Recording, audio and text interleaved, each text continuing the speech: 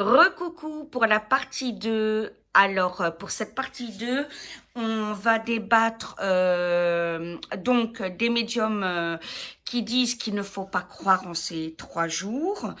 Qu'en penser? Faut-il y croire ou pas? Faut-il en avoir peur ou pas? Et qu'est-ce que ça signifie pour nous? Mon amour, partie 2.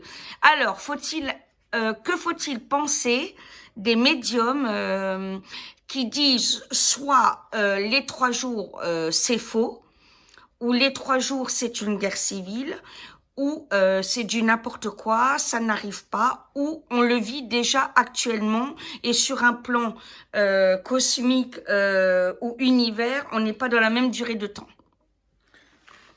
Alors, j'ai déjà parlé des apparitions de Betsaïd dans les années 70 qui sont des apparitions sataniques. Le mal cherche à nous induire en erreur de toutes les façons possibles. Marthe Robin disait que il n'hésitait jamais à lui apparaître sous les traits du Christ, etc. Tout ce qui s'ensuit. Donc il essaye par tous les moyens de nous induire en erreur, pour nous duper et pour qu'en fin de compte on ne choisisse pas Dieu à la toute fin de notre vie. Donc il y a des gens, il y a des faux voyants et il y a des médiums. Médium, ça veut dire milieu, entre deux mondes, qui reçoivent des informations, mais pas du bon côté. À partir de là, forcément, ils vont chercher contre toute preuve, je dirais, à faire croire le contraire. C'est ça, Satan. Peu importe si on voit que le ciel est bleu, lui, il va vous dire il est rouge. Vous voyez mal. Voilà. Donc voilà, j'ai effectivement dit que déjà dans l'Ancien Testament, même dans la Torah, on en parle. Le Christ en parle dans les évangiles, et il y a l'Apocalypse de Saint Jean. Donc voilà, on n'a pas contesté tout ça. Au fur et à mesure des siècles, il y a un certain nombre de voyants qui ont reçu des explications très claires. Vous avez un voyant des pays de l'Est, je crois que c'est entre le 16e et le 18e, qui va avoir des visions concernant l'impact de la télévision et des films actuellement. Il va parler d'images de tableaux qui bougent dans son expression. Donc voilà, il y a toujours eu des mises en garde de Dieu et des tentatives du mal de nous dissuader. Je n'y peux rien si depuis des millénaires on en parle. Si on en parle depuis des millénaires, c'est que c'est quelque chose de très très important. Voilà. Donc Fatima en parle aussi, Medjugorje, Padre Pio. Garabandal. Padre Pio en parle, c'est un de ceux qui a vu le grand miracle. Donc juste avant de mourir. Donc il y en a pas mal qui ont reçu. C'est exactement comme les voyants qui, à Medjugorje, sur Faustine, etc., à qui Marie et le Christ ont fait voir l'enfer, le purgatoire et le paradis pour témoigner que ça existe. Moi-même, j'ai été gratifié de mes expériences spirituelles venant de Dieu. Il n'y a aucun problème. J'ai toujours regretté d'être encore vivant quand c'était fini. Par contre, j'ai été gratifié de vivre pendant 2 minutes maxi une des 3 atmosphères de l'enfer. Je me suis senti mourir, là vraiment, intérieurement. Je m'en rappelle. C'est quelque chose d'absolument indescriptible dans l'horreur. Le mot horreur, terreur, sont absolument très faibles et inadaptés. J'ai pas souhaité, j'ai dit tout de suite au Seigneur, je veux pas vivre les 2 autres atmosphères. Il a respecté mon choix tout à fait. Donc voilà, pourquoi? Pour témoigner que ça existe. Et qu'il est piégeant. Il est très intelligent, beaucoup plus que nous, le mal. Donc voilà. Dieu met tout en place pour nous protéger. Il faut choisir. Pour les 3 jours, c'est ça. Les 3 jours correspondent vraiment à la toute fin de la fin des temps. La fin des temps, c'est une période de plusieurs dizaines d'années. Vous voyez, elle a commencé il y a à peu près une quarantaine d'années. Ce que je disais tout à l'heure, tel que la Vierge l'a dit, avec à peu près au moment de l'élection du pape Jean-Paul II, qui est le premier pape de la fin des temps. Donc c'est une période qui est assez longue où les gens n'ont pas le choix que de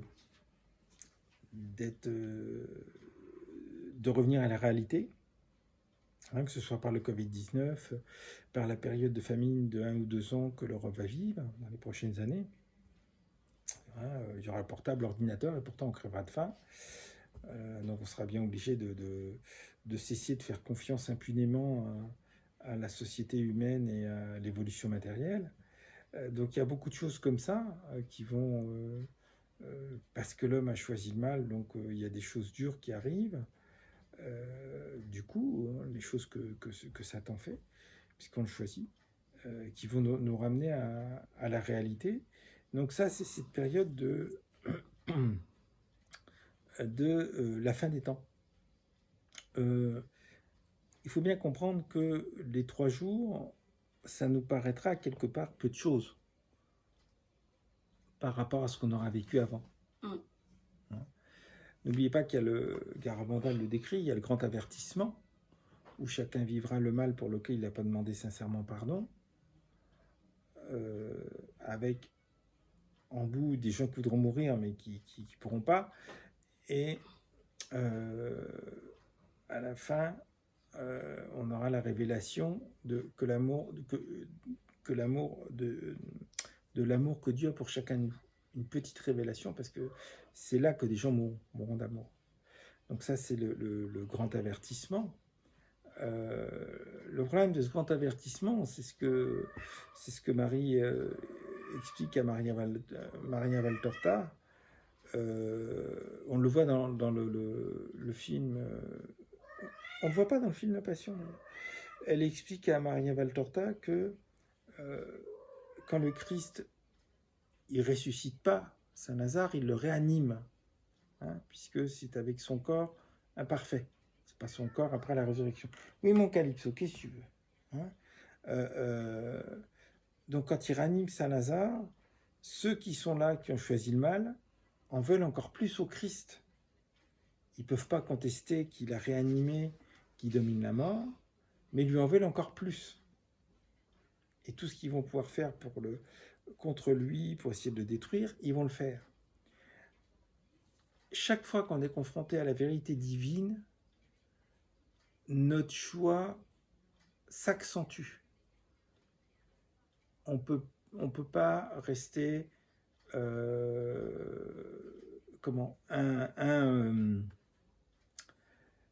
indifférent par rapport à cette vérité divine. Donc notre choix s'accentue par rapport au bien ou au mal.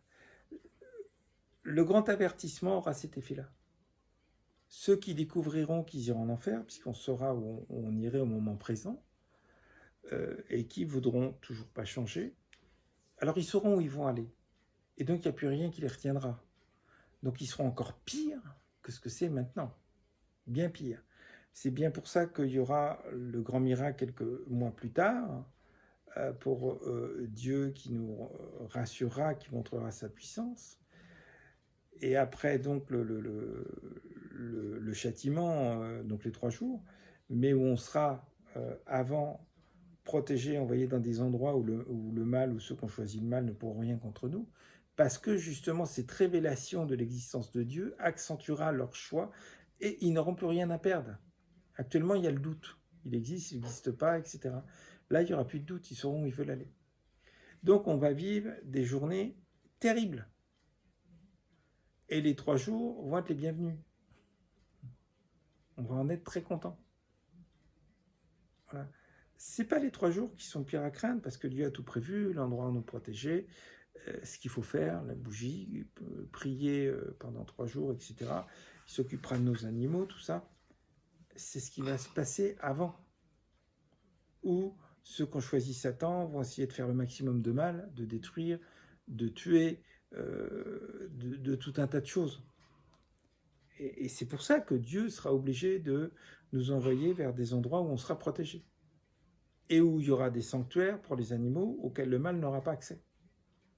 Voilà. On le voit bien avec la folie du Brésil, où il n'y a jamais eu, on parle que du Covid-19, mais il y a beaucoup plus d'incendies volontaires de la forêt amazonienne cette année que l'année dernière encore, qui est une année record. Or, on sait très bien que c'est le poumon de la planète. Vous enlevez ça, vous enlevez le plancton qui est attaqué de toutes parts par la pollution dans les océans, ben, on ne va pas tarder à avoir le taux d'oxygène qui va diminuer sur Terre. Parce qu'il n'y aura plus de production. Ça va donner quoi? Il faut bien qu'il y ait une fin à tout ça, parce qu'on va vers la fin, sinon, de la vie sur Terre. Or, Dieu s'est engagé à la maintenir. Satan ne gagnera pas. C'est les perdants.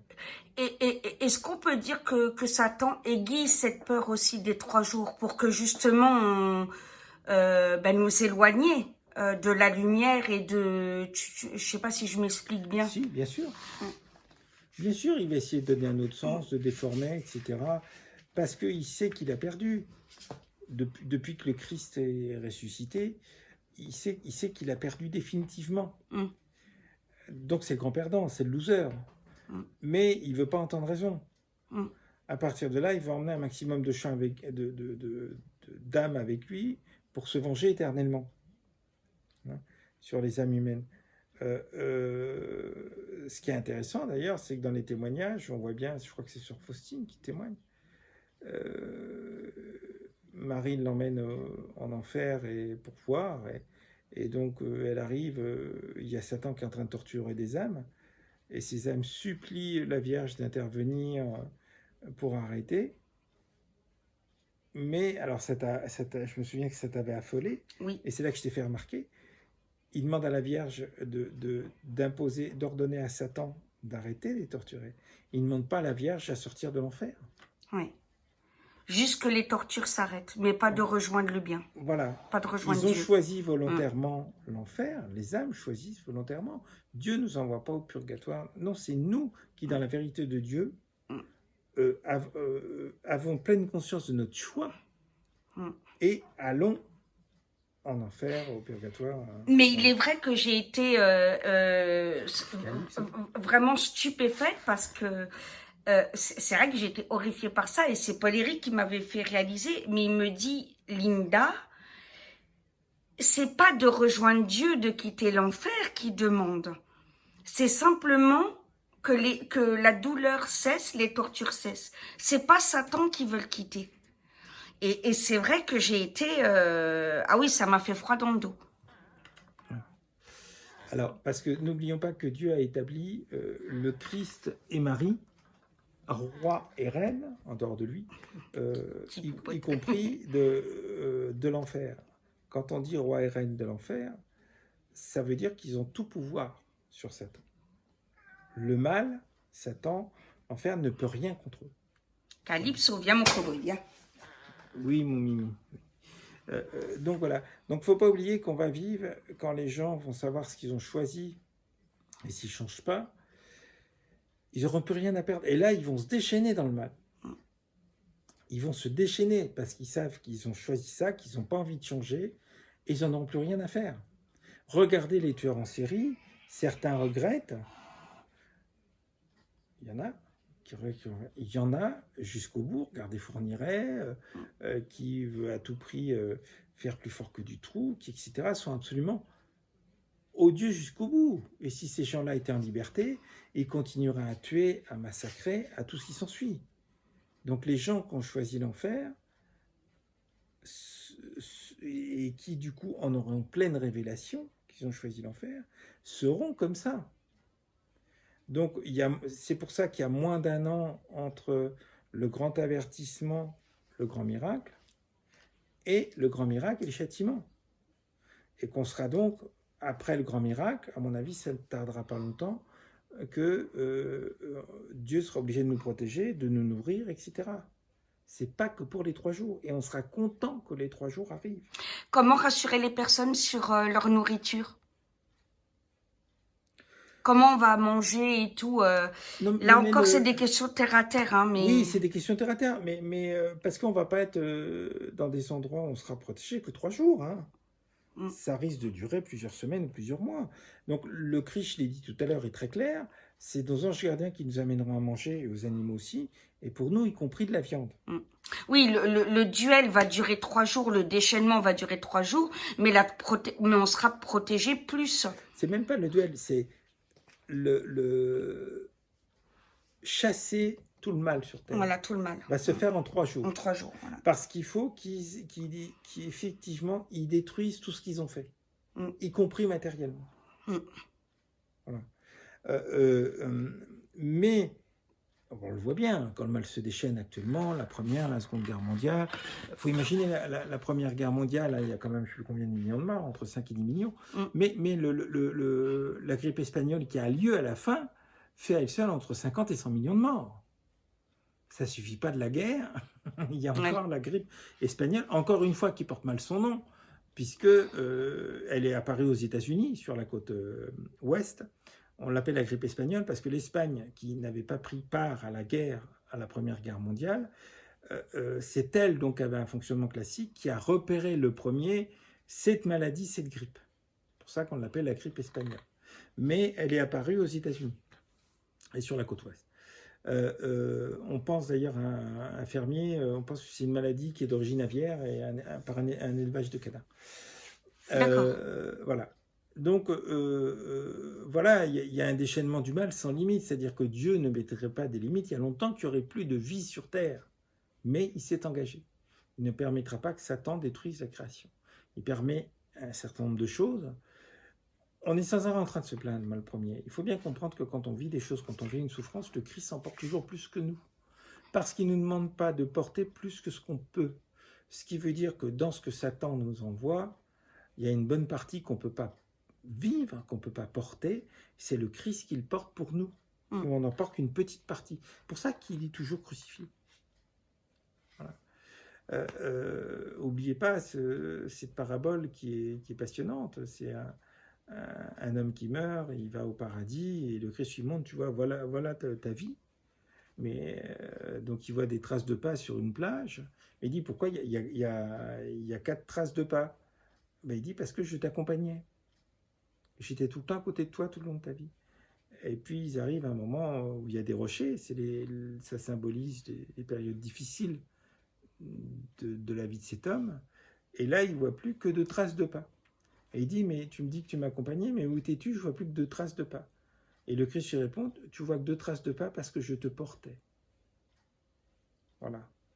Et le Christ nous demande de porter que ce qu'on peut. Dans ce que Satan envoie, il emporte la plus grande partie pour chacun et chacune d'entre nous. Donc on n'imagine pas cette souffrance. Marthe Robin, qui après la Vierge est la personne qui a vécu la crucifixion du Christ le plus près de ce que le Christ a vécu, on n'imagine pas, pendant 51 ans, on n'imagine pas la souffrance de cette femme.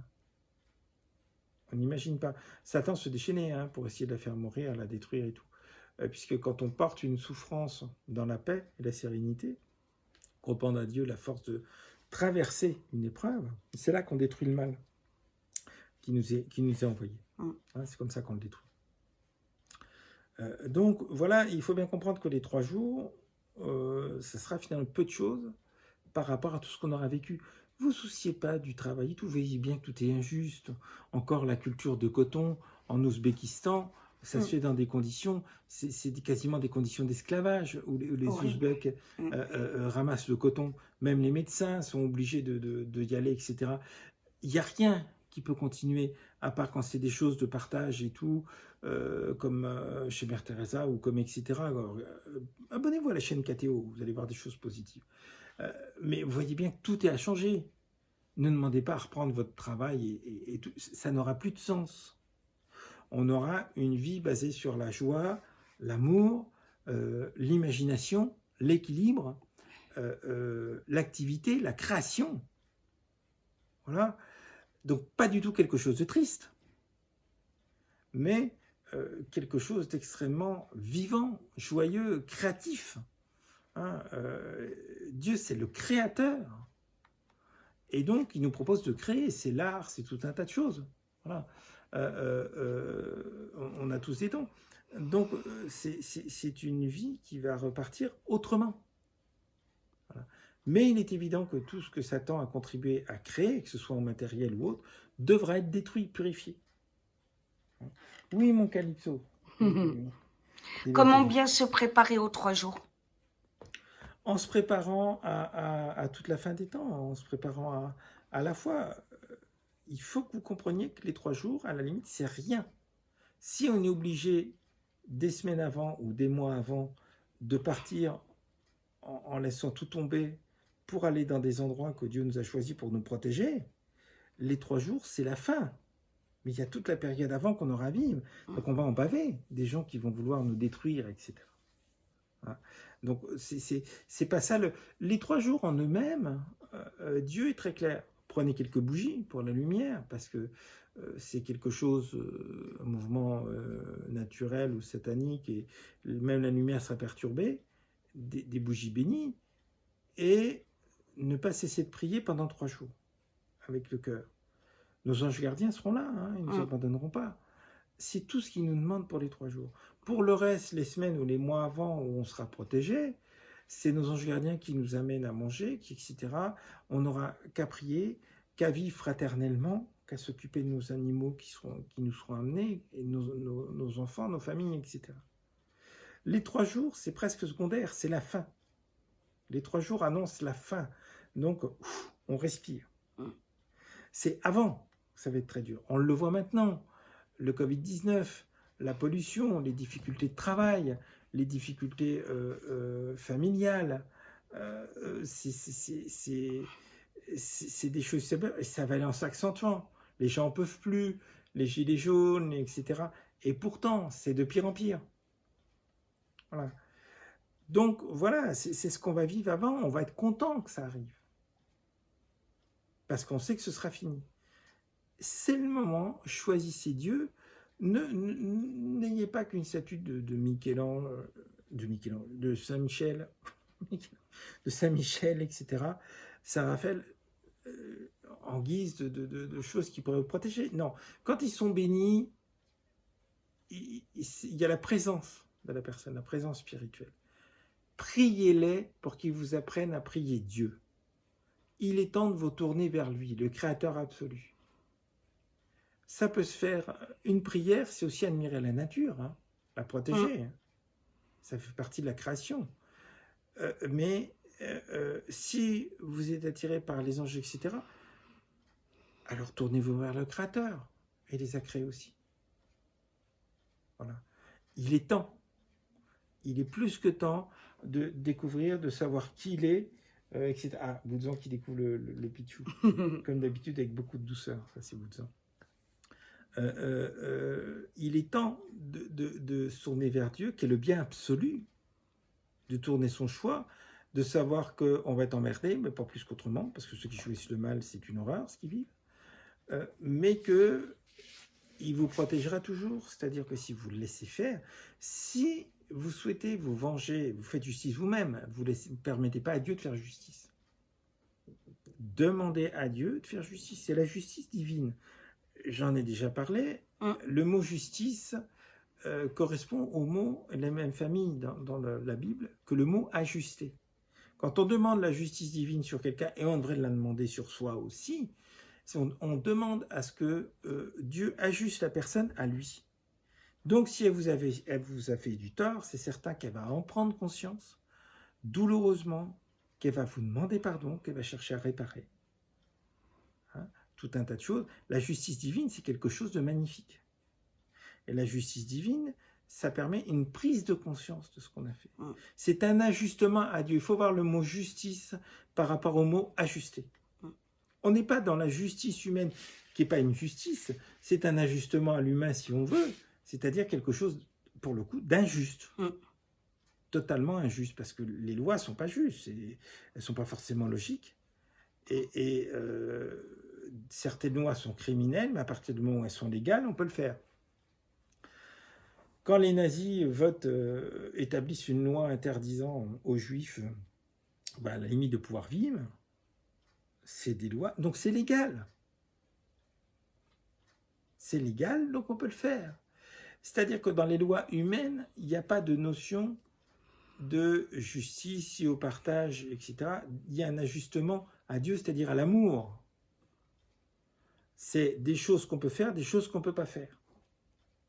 Avec deux grandes façons, d'ailleurs, d'établir les lois, le système judiciaire, la façon française, qui est essentiellement une bonne partie en Afrique, au Québec, etc., un peu partout, également une partie de l'Asie, qui est que dans la loi sont inscrits ce qui est interdit. Tout ce qui n'est pas interdit, on peut le faire. Et puis, la façon anglaise, qui est que dans la loi est inscrit ce qui est autorisé. Tout ce qui n'est pas inscrit dans la loi anglaise n'est pas autorisé. C'est deux façons différentes de concevoir. Dans les pays francophones, le seul qui a choisi la conception judiciaire, l'approche judiciaire anglaise, c'est la Suisse. Voilà. Tous les autres, est inscrit dans la loi ce qui est interdit. Voilà. Ou les obligations, mais voilà. Alors que les Anglais inscrivent ce qui est autorisé. Donc c'est des lois, mais une loi injuste peut tout à fait être votée. Quand la constituante, oui mon Calypso, pendant la terreur, vote l'extermination des Vendéens et des Bretons, c'est légal. C'est complètement injuste. C'est un crime de masse et tout ça. C'est légal, c'est inscrit dans la loi. Alors faites attention. C'est pour ça que le mot justice divine, c'est ajuster à Dieu.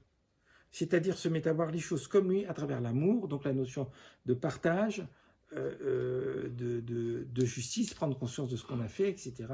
Voilà, c'est complètement différent. Donc demander la justice divine sur quelqu'un, oui. Si on prie bien, c'est le stop et net, etc. Il faut le demander sur soi aussi. Et encore une fois, c'est pas les 3 jours qui doivent vous faire peur, c'est ce qu'il y a avant. Dès maintenant. C'est clair. N'oubliez pas que dans les prochaines années, peut-être à partir de l'année prochaine, c'est très proche, qu'il va y avoir 1 an ou 2 ans de famine en Europe. Le Christ a prévenu, si vous avez un jardin, les jardins seront épargnés, les privés. C'est-à-dire, il va y avoir l'ordinateur, la télé et tout ce que vous voulez électrique, vos portables et tout. Mais vous creverez de faim. Et là, on va voir la réaction des gens.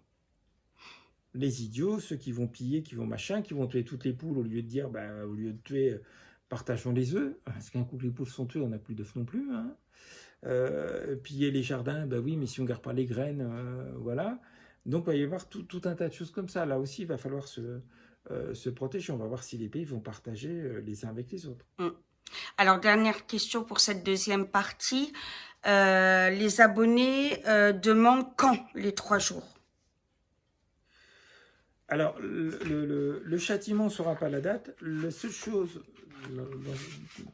ce qui est révélé à Garabandal, dont on saura la date, c'est le grand miracle. Ce sera le plus grand miracle que Dieu fera sur terre.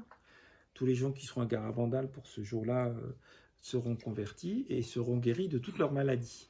La vieillesse n'étant pas une maladie. Mais les maladies propres à la vieillesse, comme la DMLA, dégénérescence maculaire et tout ce qui s'ensuit, oui. Voilà. La paralysie, tout ce qui s'ensuit. Alors ça, et le châtiment, les 3 jours, non plus, il n'y a pas de date. Il y a juste le grand miracle.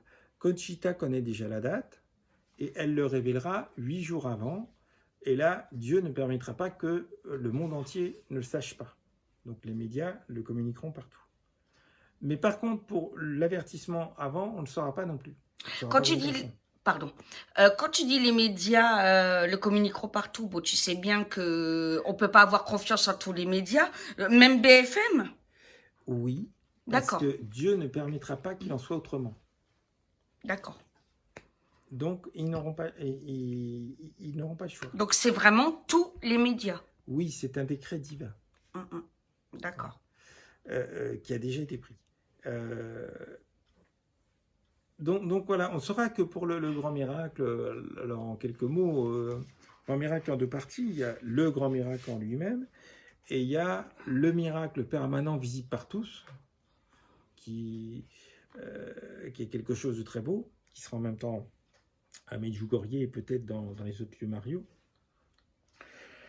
Donc Chekhov l'a vu, Conchita l'a vu, etc. Donc ça qui sera visible jusqu'à la fin des temps. Quelque chose de très beau, un signe divin qui sera permanent, visible par tous. C'est pas pour autant que les gens se convertiront, parce qu'ils ont le choix. Bien sûr. Le grand miracle a lieu avant. C'est dans les minutes qui précèdent, c'est-à-dire guérison, etc. Tout ce qui sont... Bon, en tout cas, vu l'âge de Conchita, encore une fois, on sait que c'est pas dans 50 ans, quoi. Sauf si elle vit elle-même 150 ans. Voilà, alors Voilà. Dieu peut faire vivre tant qu'il veut, mais oui, pourquoi? Parce que Marie disait aux petits voyants, ils avaient entre 12 et 14 ans, hein, que plein de gens viendraient et tout, et les voyants disent, mais attends, il n'y a que des chemins de terre à Garabandal, il n'y a rien pour les accueillir. Et donc Marie a dit, mais vous inquiétez pas, à ce moment-là, il y aura des routes, il y aura tout ce qu'il faut, etc. Elle a dit à un autre moment que ce sera une période où Garabandal sera devenu quasiment un village athée, et que Conchita ne pourra pas avoir d'enfants. Voilà. Et qu'une des 4 voyantes de Garabandal aura renié avant les apparitions. Alors ça s'est fait depuis 5-6 ans, je ne sais plus laquelle, qui a renié les apparitions. Les routes, ben, c'est des très belles routes maintenant pour la Garabandal, hein. Toutes les rues sont pavées et tout goudronnées à Garabandal, c'est magnifique. Alors, le village devenu quasiment athée incroyant, ben oui, puisque même la famille de Conchita Garabandal ne va plus à l'église, ne prie plus. C'est incroyable. Conchita a 71 ans, donc elle ne peut plus avoir d'enfants. Donc on voit bien que ce que les enfants demandaient dans leur inquiétude, etc., ben, tout est fait. Tout est fait. Les routes sont faites, etc., par rapport à ce que la Vierge a dit, ce que les enfants demandaient dans leurs questions, dans leur inquiétude. Donc effectivement, sachant que c'est Conchita qui va l'annoncer, qu'elle a eu 71 ans en janvier cette année, à moins que le Christ décide de la faire vivre 140 ans, il peut faire ce qu'il veut, mais on peut raisonnablement penser que ça sera dans un délai de 10 à 20 ans maximum. Voilà. Il ne faut pas oublier qu'avant, il y a la famine en Europe, il y a tout un tas de choses. Il y a la France qui tombe plus bas que les autres pays, ah ben ça on y est déjà, mais qui va se relever et le Christ va montrer à travers la France comment on dirige un pays. Le roi annoncé. C'est-à-dire un roi, entre guillemets, un chef d'État et un guide spirituel, comme dans l'Ancien Testament. Hein. Faudra que tu fasses quelque chose là-dessus, sur le roi annoncé. Oui, alors le roi annoncé, quand le Christ dit roi annoncé, il parle de chef d'État. Voilà. Voilà, mais ça sera celui qui l'aura choisi. Voilà. Donc voilà, il y a tout un tas de choses comme ça qui vont arriver assez rapidement. On voit bien qu'en France, les choses vont très mal, que n'importe qui fait n'importe quoi, encore comme cette femme qui a été attachée et traînée derrière une voiture il y a quelques semaines et tout ce qui s'ensuit. On voit bien que on nage en plein délire, hein, on nage complètement. On ne peut pas continuer comme ça. Donc qu'il y a une espèce de déchaînement du mal, une inconscience généralisée qui ne peut pas continuer comme ça. Voilà mon calypso qui est monté. Donc voilà, donc il y a une fin. Alors Marie a déjà prévenu, c'est Marthe Robin qui l'a expliqué, c'est les jeunes qui se tourneront vers Marie, Marie viendra sauver la France. Et donc à travers la France, le Christ montrera au monde comment on dirige un pays. Voilà. Voilà pour cette deuxième partie, mes amours. Voilà, toujours pour des raisons de publication et de facilité à télécharger sur YouTube. Troisième et dernière partie, question de vos des anges tout de suite. Voilà, à tout de suite.